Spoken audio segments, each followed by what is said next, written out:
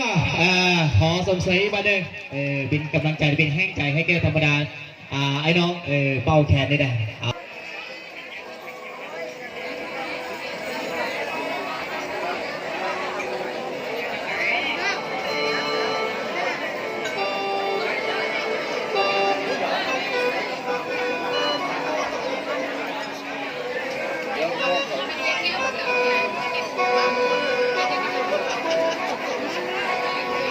เงินใช้จับโป๊กเลย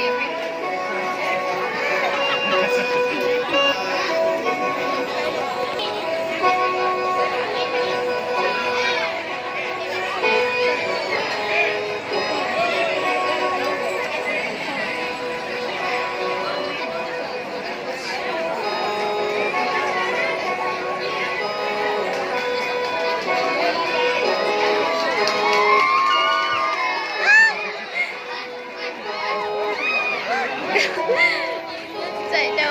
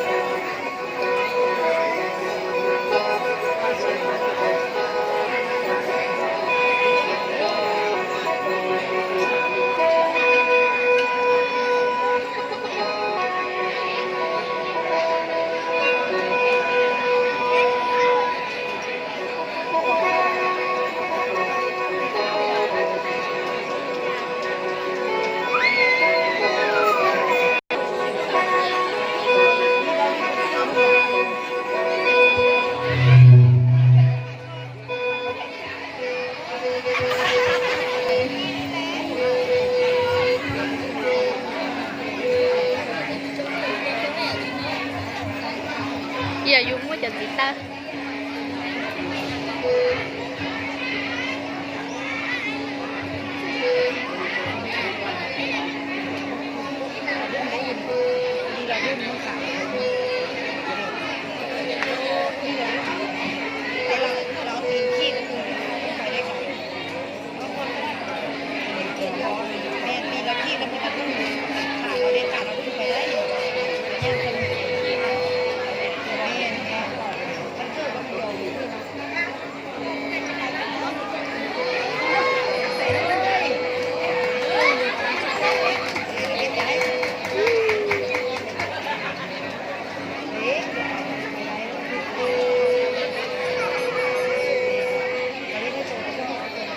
เลยสงสัยดาว